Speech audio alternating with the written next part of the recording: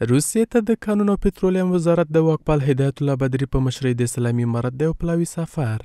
د کانونو او پترولیم وزارت اعلان وکړ چې دغه پلاوي د روسیې د انرژۍ اووم نړیوال نندارتون کې د ګډون ترڅنګ د افغانستان د کانونو، نفت او غازو پر سر د پانګونې د جلب په موخه له یو شمېر پانګوالو سره به هم لیدنه وکړي. دیروز سرپرست وزارت معدن و پترولیم الحاج ملا هدایت الله بدری در رأس یک هیئت عازم کشور روسیه گردیدند.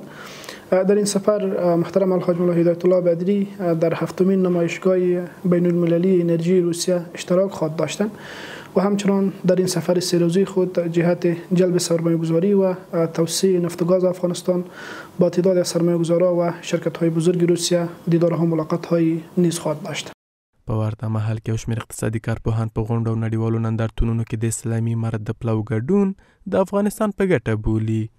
اشتراک کردن هیئت بلندپایه افغانستان و سرپرست وزارت معدن و صنایع در گردمایی کلان خودش از لحاظ سیاسی و از لحاظ اقتصادی و از لحاظ باورمندی‌های منطقه فوق‌العاده عمده است و برای حاکمیت افغانستان یک امتیاز کلان. افغانستان یکی از کشورهایی است که بالقوه منابع خوبتر داره ولی بالفعل استفادهش کرده نمیتونیم.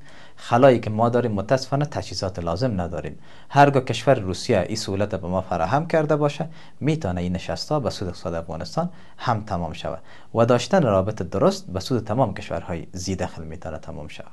دا په داسې حال کې د چې اسلامي امارت پر اقتصاد محوره سیاست په ټینګار سره له سیمې سره د اقتصادي او سوداګریزو اړیکو د کچې د پراختیا له مخې له هڅو خبر ورکړی دی.